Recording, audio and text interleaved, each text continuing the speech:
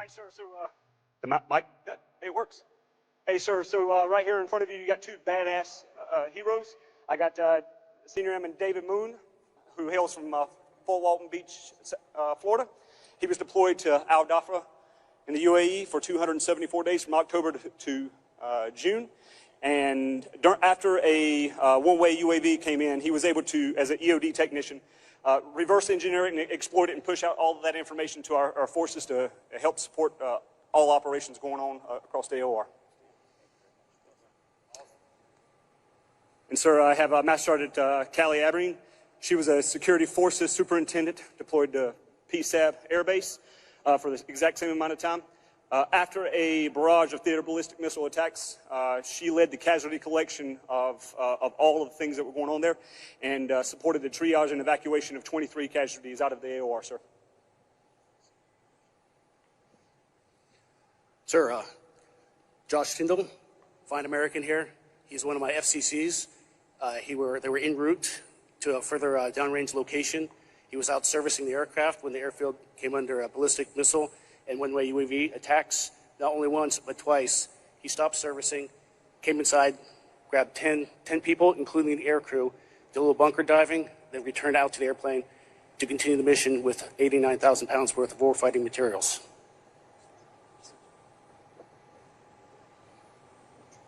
And Mr. Secretary, this is Staff Sergeant Gregory Clayton, goes by Kane. He's one of our flying crew chiefs out of the Aircraft Maintenance Squadron. I'll just share a little bit of 400 hours on his last deployment. Countless bunker runs. I think I saw 23 in his records. You know, we also often say flexibility is the key to air power, but I think the hard work of our aircraft maintainers is the key to air power. Mr. Secretary. Mr. Secretary, thanks for joining us. This beautiful aircraft behind us, I think I'll talk about Noah in a second, but what he represents is the power of this beautiful airlifter right here. Captain Noah Schwab was deployed downrange to the Middle East as Epic Fury kicked off.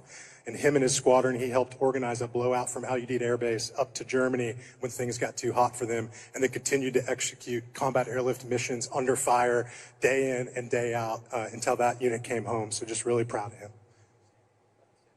Give it up for him. Give it up for him.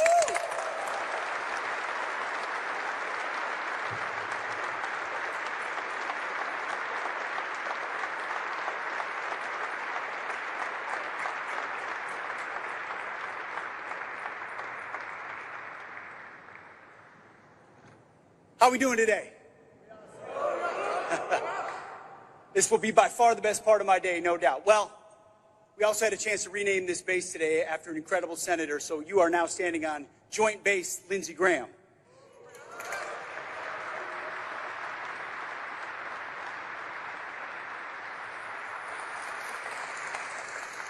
What a sight, no better sight in America. It's an honor to be here with the warfighters of the 628th Air Base Wing, the 437th and 315th Airlift Wings, and the sailors of the Naval Nuclear Power Training Command and Training Unit.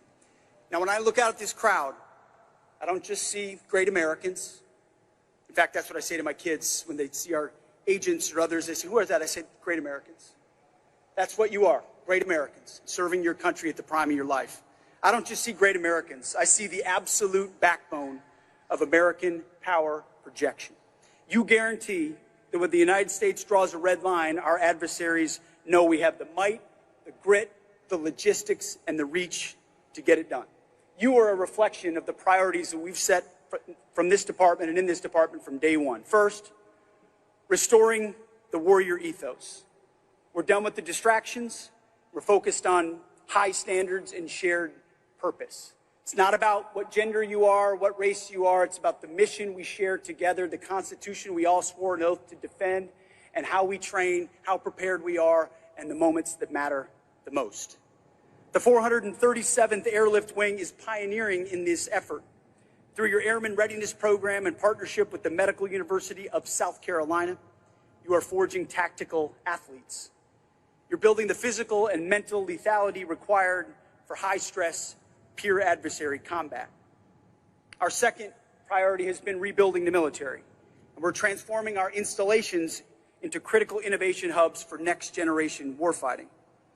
Look at what the 437th is doing as the premier maneuver force for the C-17 Alpha modernization, leading operational testing for things like palletized munitions, drastically increasing our airborne munitions capacity in future conflicts. I've been watching, I read the reports of how you iterate, do things faster in contested logistics. It's incredible, the backbone of what you have enabled in the theater. The adaptations, the changes, the speed, the nimbleness, the agility, second to none. You're equipping aircraft with integrated Starshield systems for resilient command and control in contested environments. Prototyping the Warbox to provide autonomous maintenance to C-17 forces anywhere in the globe, which is how we have to fight. By the way, I'm a Norwegian from Minnesota, so I sweat like a son of a bitch.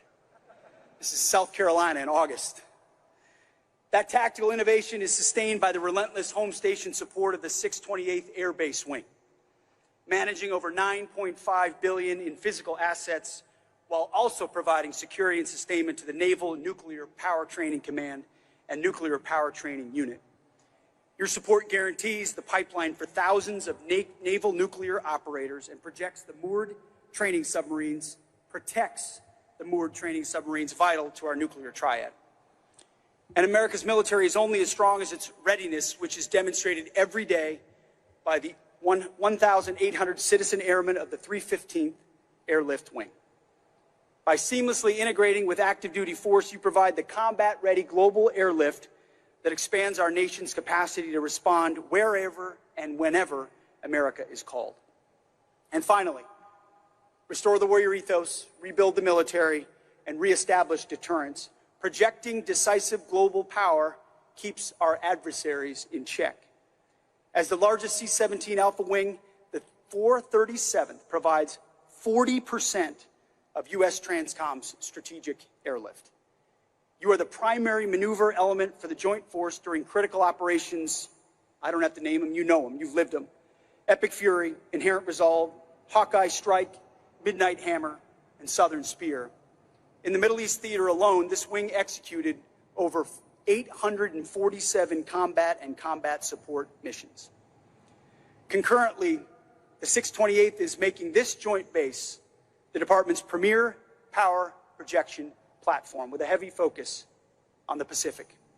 Your site surveys of austere hubs like Wake Island and American Samoa prepare us for operations in other contested environments.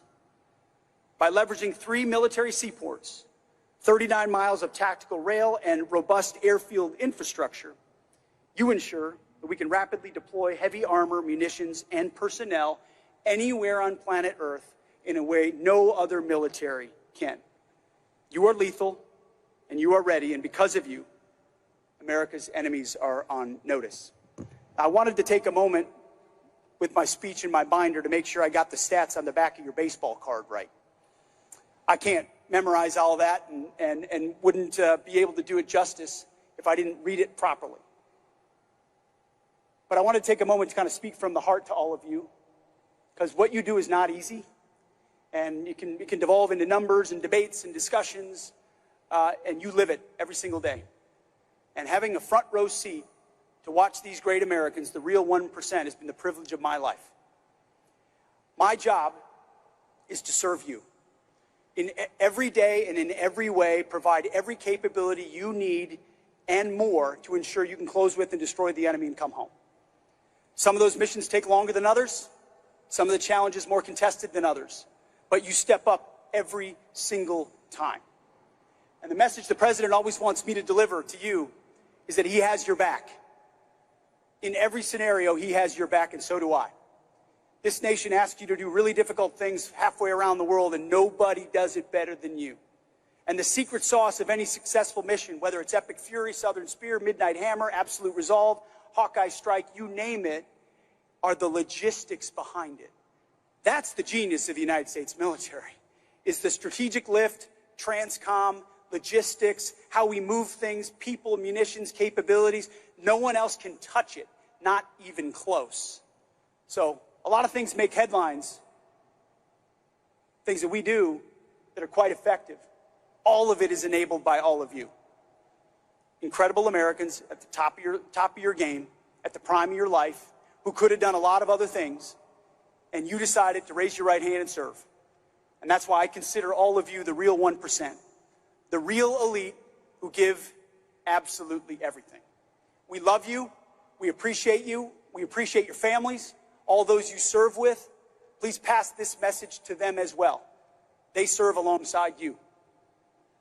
You're in our prayers every single day, in my thoughts every single minute, and our job, whether it's budgets, whether it's strategy, whether it's policy, whether it's authorities, whether it's standards, is to give you exactly what you need to be successful. No distractions.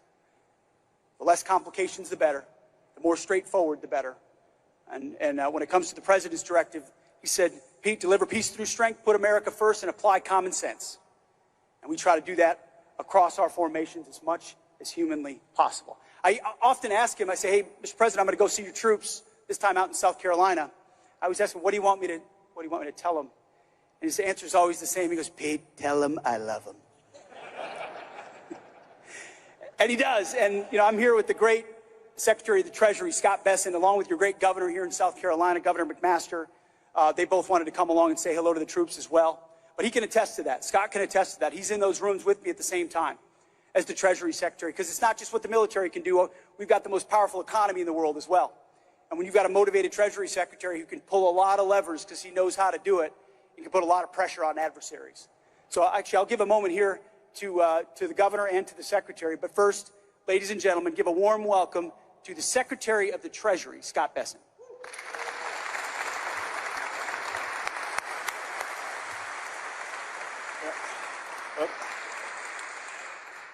Mr. Secretary, I can tell you I am a Scottish Huguenot from South Carolina, and it's hot today. So it's great to be with you all. And the first C-17 to come to Charleston Air Force Base was called the Spirit of Charleston. And I feel today, as we transition the name to Joint Base Lindsey Graham, that the Spirit of Charleston is with us.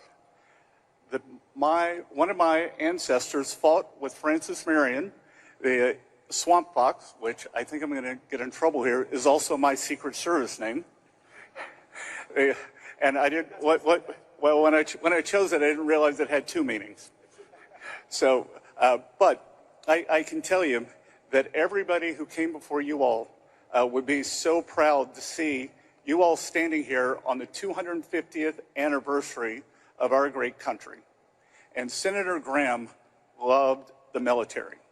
And at the end of the day, that no matter where he went, he was just that young man who was in the Air Force and from Central South Carolina. I saw him in Ankara, Turkey at the NATO summit on the Tuesday. He passed away on Saturday, and he was at the table next to me, and he leaned over and he said, Scott, what the F are we doing here? You're from Little River, and I am from Central South Carolina, but here we are. So I think he would be so proud when I travel the world and I see these C-17s sitting at the bases, or in quieter days, when I lived here in Charleston, and I'd sit on my side porch overlooking Charleston Harbor, and I'd see these great planes come in and know that it was all of you, and they were coming, supplying the world, moving troops, moving supplies, moving munitions, and whether it come from the Middle East. I know that this base was largely responsible for the evacuation out of Kabul, the 2 weeks, and one of the pilots said, sir, we had 30-hour days. And I said, well, how does that work? And he said, the time zone change. So congratulations to all of you, and thank you for what you do. What we do at Treasury is, when I look, someone asked me, other than Alexander Hamilton, who are the great Treasury secretaries? And they were the ones who financed the wars. It was Salmon Chase who financed the U.S. against the Confederacy. Secretary Morgenthau, who raised the money that the U.S. saved the world during World War II. And as the Secretary said, peace through strength, I will hope that I will never have to go down in history as having to raise the money to save the world, because everything you all did in advance is so important that peace through strength, from whether it's Midnight Hammer, the Epic Fury, we are showing our adversaries that the United States, we stand up for our allies, we stand up for our values, and it is great to be with you all here today. And now when I travel around the world, I will no longer see Charleston on the planes. I will see Joint Base Graham, and I will think of all of you who I met here today. So thank you very much. Governor, you want to come on up? Thank you. Well, it's hot, so I'll be brief. I go back to those Huguenot days myself. You're not the only one around here. The history of South Carolina is remarkable. We go all the way back. There are a lot of British generals that back in the 1700s that went back to merry old England wondering what in the world happened in the Revolutionary War. We know that it was won right here. Somewhere between 200 and 400 skirmishes and battles. I guess those generals, they whispering the names of Pickens, Sumter, and Marion over and over. But it's because of the men and women here and the men and women who came here to fight. But you can't fight, you can't be strong if you do not have a good team behind you, someone that will support you in what you need to do in this most dangerous of all worlds. And I can tell you, I've been in and out of public service for a lot of years and been in this position for almost 10. And I have never seen a better team led by a better president. The whole team, these men, Secretary Hegseth, Secretary Besant, and all the others, that is a grand team, and they are with you all the way. So I say to you, put the pedal to the metal, do the job, and make this time count in your life. Make it count, because it counts for the world. The world has never been more dangerous, and were you not here, the United States of America would not be here either. Thank you.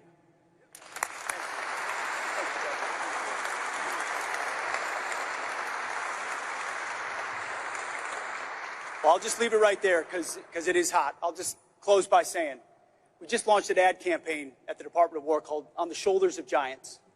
And that when you talk about the revolution, 250 years, you mentioned it, Mr. Secretary, you are standing on the shoulders of giants. And future generations will stand on yours. What you do now, what we do now will set the tone for your kids and grandkids, for my kids and grandkids, and that's what we're committed to, generational defense of this great nation. So what I say to my staff every day, I'm going to say to you, keep going. Just keep going. Do the next right thing. Be bold, be strong, be tough like you are, and keep going and know that we have your back every single day. God bless you.